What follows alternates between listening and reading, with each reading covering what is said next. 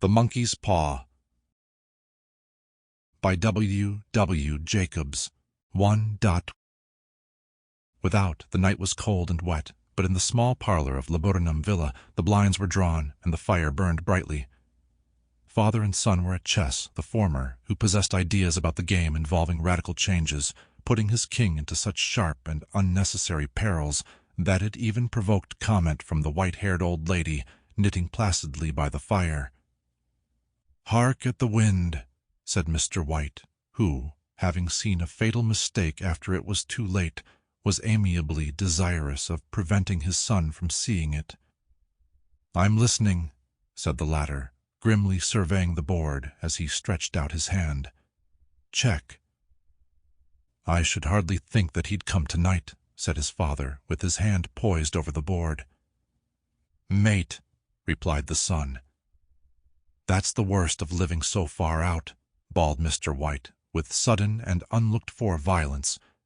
"Of all the beastly, slushy, out-of-the-way places to live in, this is the worst. Pathway's a bog, and the road's a torrent. I don't know what people are thinking about.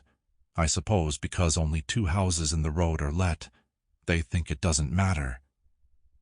"Never mind, dear," said his wife soothingly. "Perhaps you'll win the next one." Mr. White looked up sharply, just in time to intercept a knowing glance between mother and son. The words died away on his lips, and he hid a guilty grin in his thin gray beard.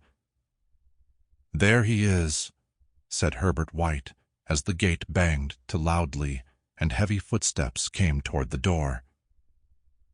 The old man rose with hospitable haste, and opening the door, was heard condoling with the new arrival.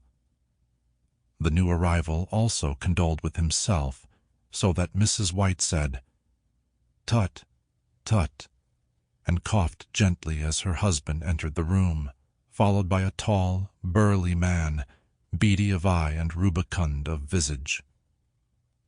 "Sergeant Major Morris," he said, introducing him. The sergeant major shook hands, and taking the proffered seat by the fire, watched contentedly while his host got out whiskey and tumblers and stood a small copper kettle on the fire.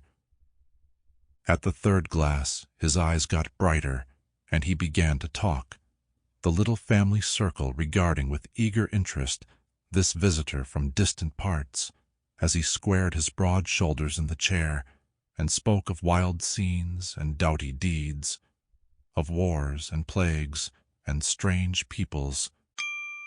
Sample complete. Ready to continue?